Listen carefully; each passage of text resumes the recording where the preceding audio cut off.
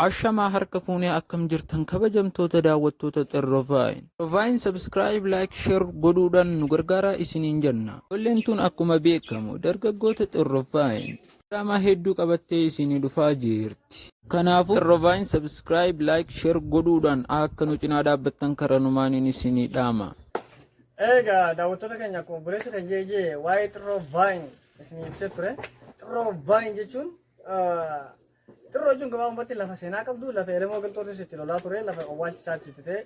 Garuu gara fuula duratti kaayyoon keenya waa'ee seenaa gootota kanarratti dalaguudhaaf kaayyoo qabna.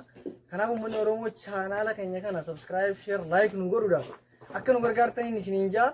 Egaan nuti horfachuuf har'aan tana gara istiidiyoo kanaa aduunis kanuma.